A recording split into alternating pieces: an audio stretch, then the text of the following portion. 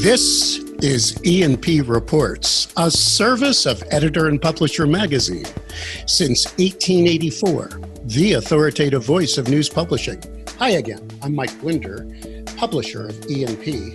And today our topic is essential businesses. You see, on a local, state, and national level, various businesses are now quickly being deemed essential and non-essential. And it all boils back to Italy, where there was a chance that people wouldn't be able to get a newspaper in a time where they desperately needed local news. So one association that represents all of us, the News Media Alliance, has been working hard to help us through this conundrum. How do you make sure that we are essential in a time of pandemic crisis? So let's talk to the guy that runs that association, the News Media Alliance. It's CEO David Chavern, as we ask him about their work today on helping us become as essential as we need to be in order to keep the employees in the shop, to keep those presses rolling and keep our operation going. And during the same conversation, I'm just going to have him do a quick update also on the News Impact Project and, of course, the Safe Harbor Bill. But most importantly, let's talk to CEO David Chavern of the News Media Alliance now about what's going on and making sure we can keep our operations going during the coronavirus crisis. David Chavern, thank you so much for joining us today, CEO of the News Media Alliance. I'm sorry, sir, I've been in this industry for 23 years, and sometimes I have the unmitigated gall to call it the NAA. Would you accept that as Yeah, all good. No, it's all good. It's a great history. It's just we needed to talk about what we are now and the future. But yeah, we don't run away from it at all. No, I'm happy to embrace it. It's an amazing organization that you're running, and thank you so much for joining us. I see you're operating out of the house today at the time of this recording. We're kind of in the midst of the pandemic, so you're obviously operating from home. Where is home for you, if I may ask? Falls Church, Virginia. Okay, and we're all, we've gone all virtual for about the last week and a half, and actually have adapted pretty well. We had a lot of virtual capacity anyway. I think as you and I were discussing before we started the recording, relating to, if it's one thing to be virtual when you have a hub and spokes going out from that, but when we don't have the hub, we've had to kind of reorganize a little bit, but it's gone very well so far. That is great. And I know you're obviously very, very busy. So to be able to invest the 20 to 30, 40 minutes with us is major. The reason I reached out to you, wanted to do this, is because it looks like we've really broken some ground in having newspapers become essential within their states. This all started in Italy. Am I right or wrong? Italy was trying to take away newsstands. Could you give us a little background on this and tell me how this came across? Sure. Italy, in many circumstances, has been ahead of the rest of us in terms of engaging with this problem. And as part of that, they quickly went into this idea of mandatory social isolation, right? Making these what we've come to call shelter-in-place kind of orders, where the local government or federal government, in the case of Italy, has mandated that social interaction be reduced. Stay in your houses. Don't go out unless you have to. And as part of that, it was businesses had to shut down. And businesses, except for quote unquote essential businesses, and in Italy they started with what is essential, which was grocery and pharmacy and other things for living life. But they quickly entered into a debate about information. What kind of information flow is essential? And they had an exemption and have kept it, although it's been controversial, about the local kiosks, because single copy sales of newspapers is how it's delivered there. We should mention that, I've been to Europe and so have you. That is an essential form of distribution in other cultures, correct? Absolutely. I mean, this is a culture where we go to grocery stores and buy our food for a week and a half. This is a culture that says, let's go see what we're going to have for dinner tonight. Refrigerators tend to be small. They tend to shop daily. And they live local. Does that make sense? Absolutely. Picking up the paper daily is a very important part of that lifestyle. So if they cut off that kiosk, the paper wouldn't be distributed. It's not like thrown on lawns like they are here, correct? Yeah, there's not a history in many of these places of home delivery or even subscription in that sense. So they had to keep up the information flow. And there's a big debate, obviously, about, well, it could all be information digitally. Well, not everybody accesses news that way, particularly certain generational divides and geographic divides. And of course, people use both, right? I mean, absolutely. Definitely. Yeah.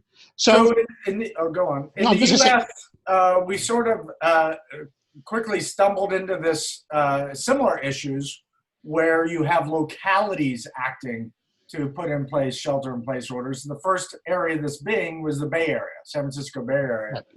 And, initially, again, very similar, the discussion was about grocery stores and pharmacies. And we found that news and newspapers were left out of that discussion. And we've kind of quickly jumped into the breach of both making the argument about the essential role that news in all of its forms plays, and then working in all these places to get newspapers and news media deemed essential. But it's been very local here in the U.S. So it's not just a statewide issue, because correct me if I'm wrong, in the past 3 days of the date of this recording, a lot has happened. Colorado, correct?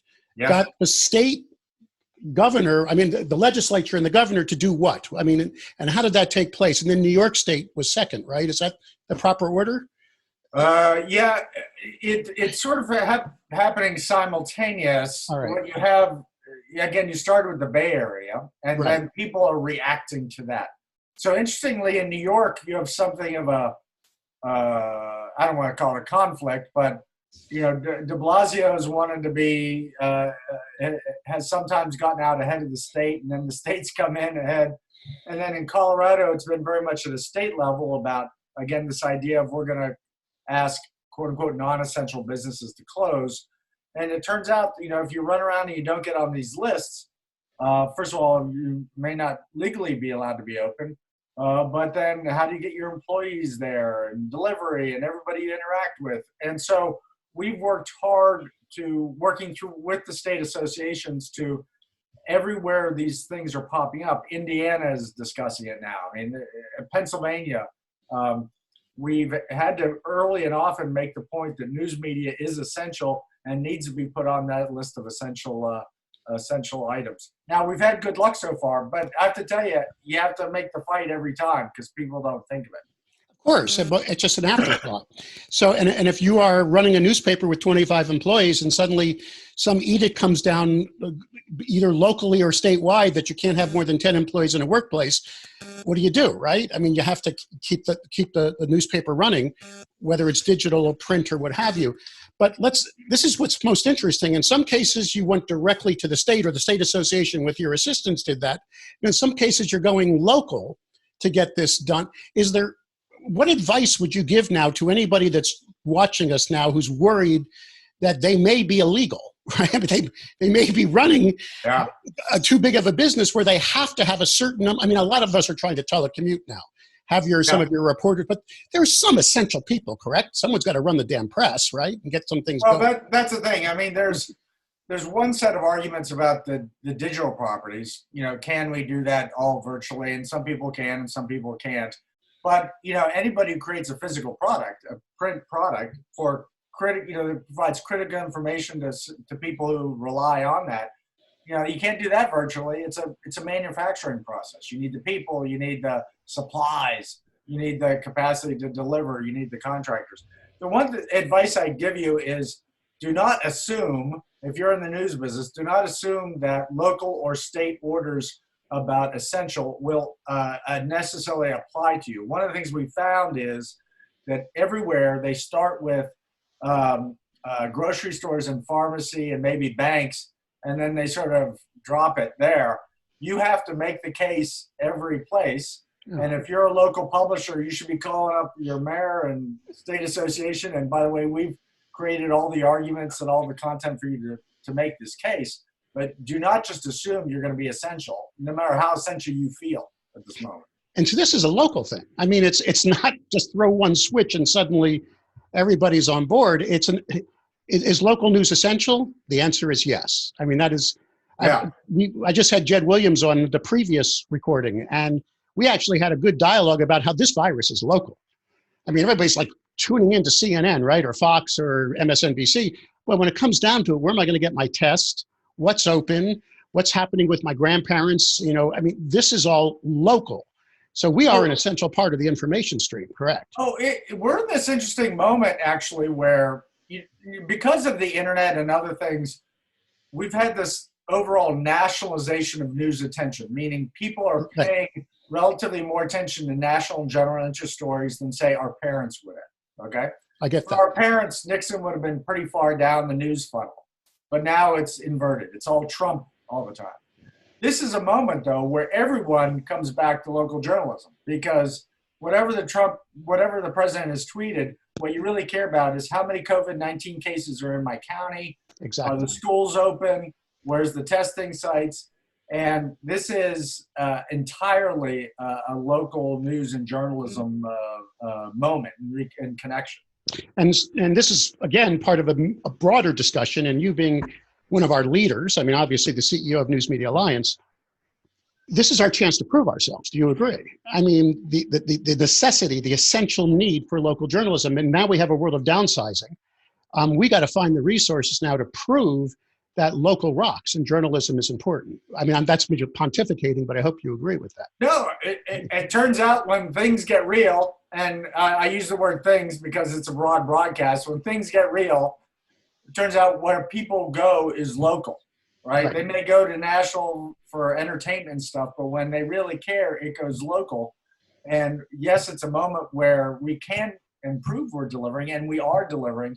And that gets back to these bigger issues, by the way, which is, and once we get past this crisis and we talk about this system and the future system, my argument is going to be to policymakers, do you want to have local journalism or don't you?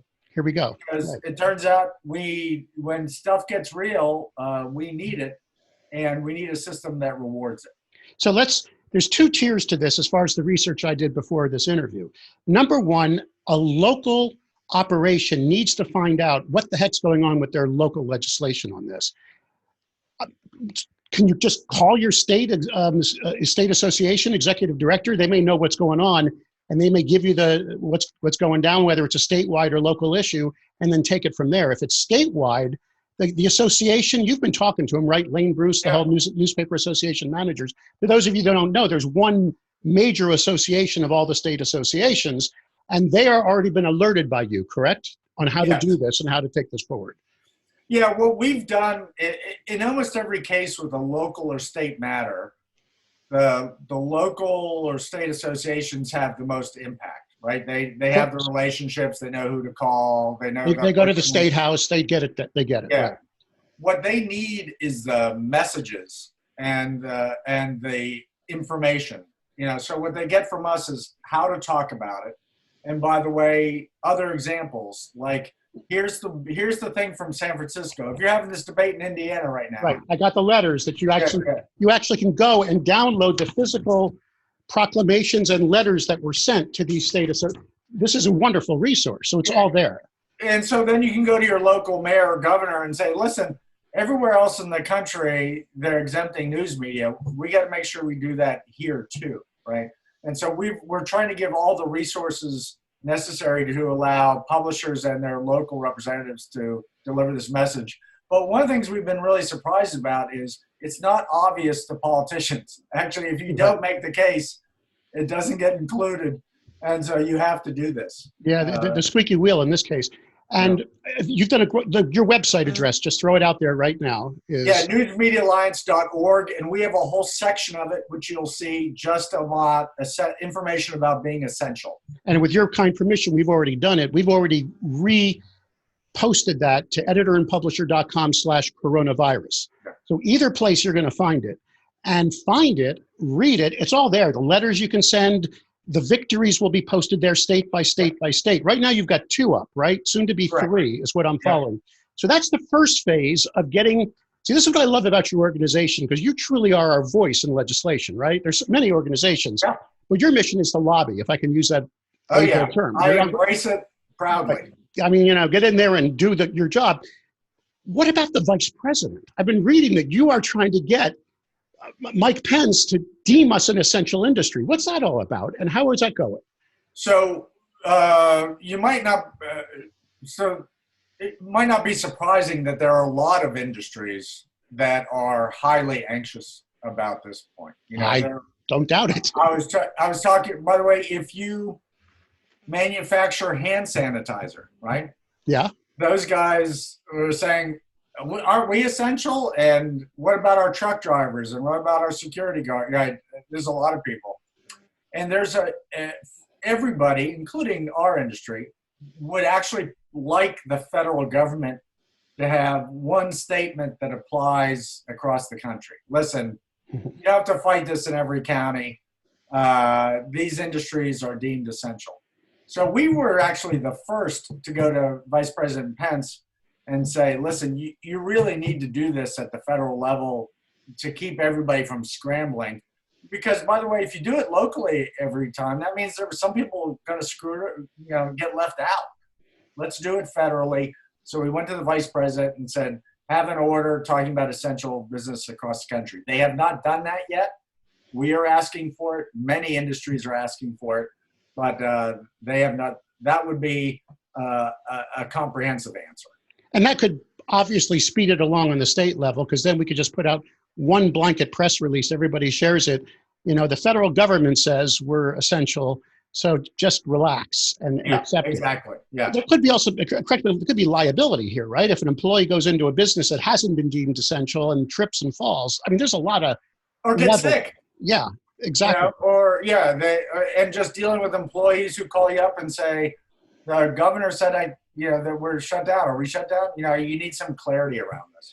Well, I think we all have to thank you. I think that the News Media Alliance is doing their job. You guys were first on it. I was following this and fascinated. That's the first thing you guys decided to do, was figure out that maybe we should get on the list. And now you're helping us on the local level as well with the state associations. So once again, figure out if you're running the operation right now. I know you got a million things you're doing. You're trying to worry about distribution, trying to worry about, God forbid, revenue, which is a whole different topic now. I mean, talk about that. Create the content, all that and more. Keep yourself legal. Do yourself a favor. Try to send an email to your state association executive director. They're there. They know this is going on. Say, what the heck's going on in my town, my county, correct? Okay. Let them fill you in. If they say we got you covered, take a breath. If they don't, you're telling us they may need that local publisher's influence at the local town center, right? Or the local government. Oh, yeah, because a lot of activists here have been mayors. So you may have to call up the mayor's office. Right. There's not, everybody's sort of running in all directions right now, and mayors are being activists, and then governors are trying to be activists. There may be circumstances where you got to call up and say, listen, do you not want me to deliver paper with critical information to your constituents? Precisely.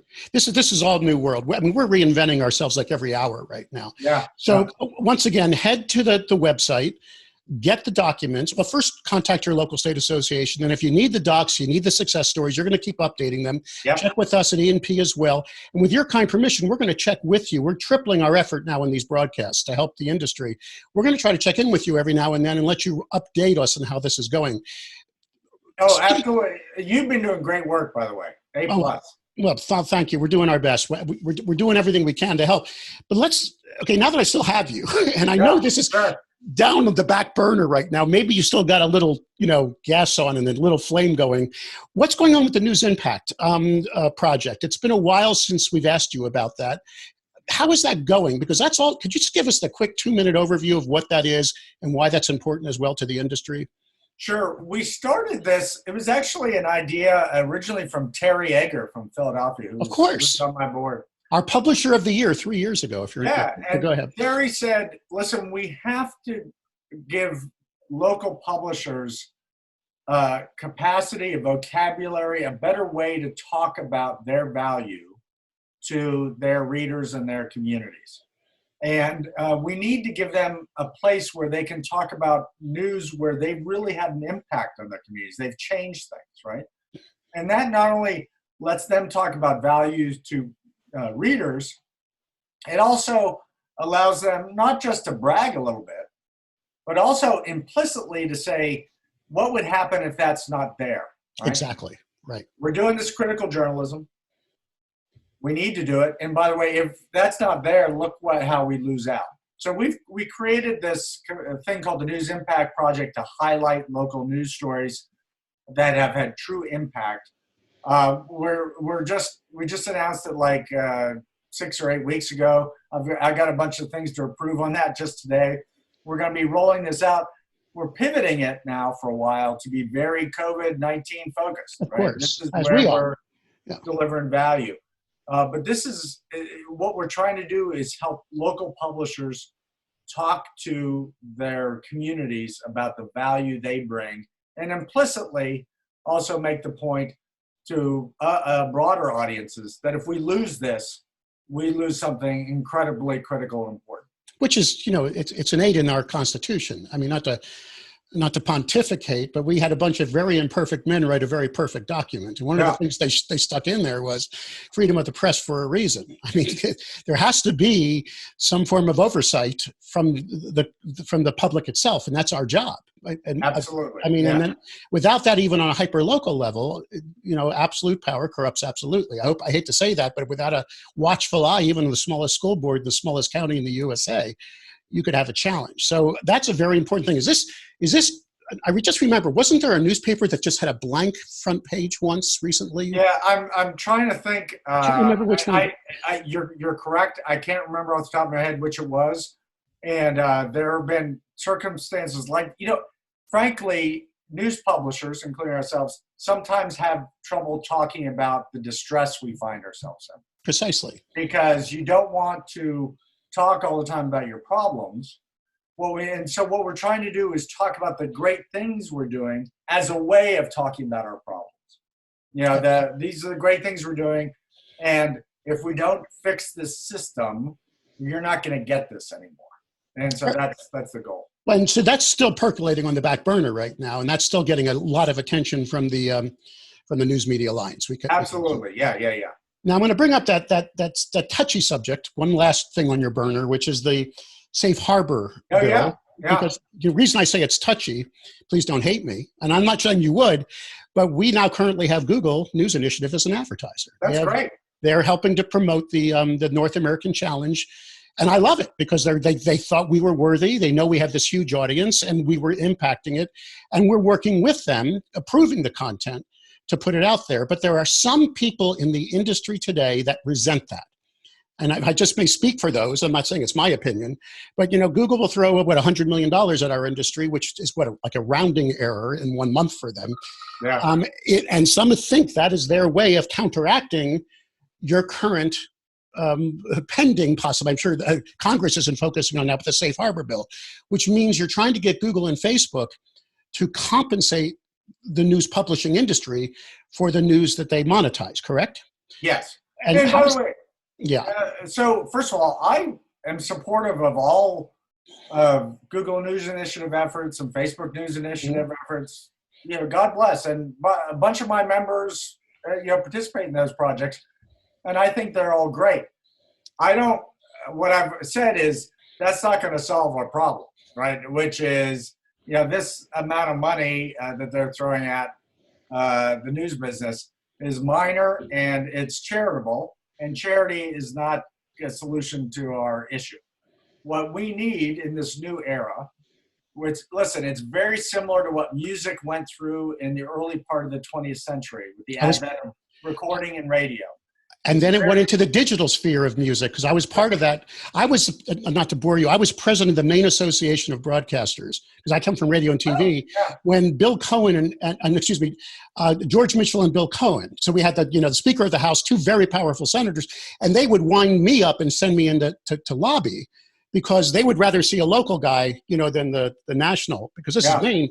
And we were debating a must carry and retransmission consent.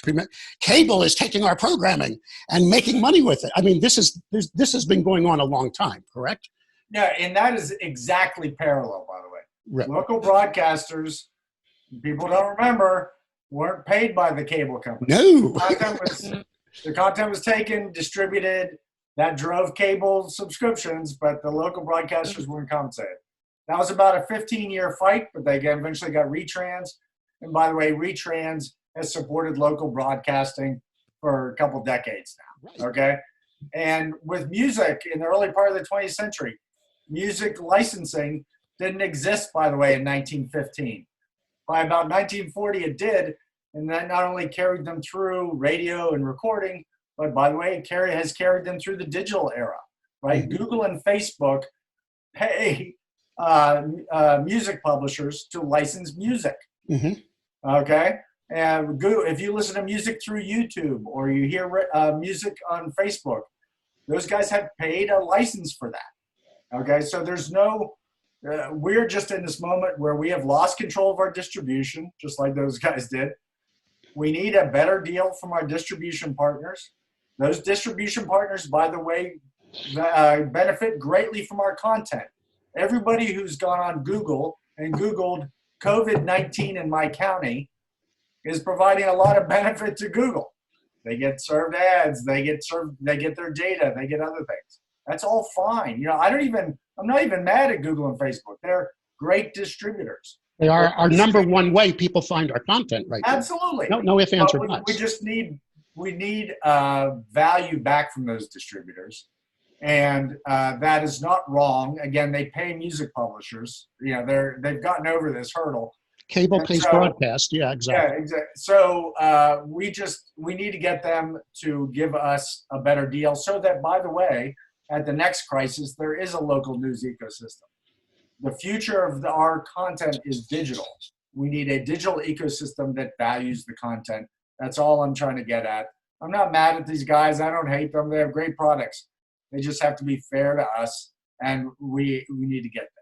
So the News Media Alliance, once again, is representing our industry on some really heavy things right now. Number one, are we essential? The answer is yes, yes, yes, yes, and yes.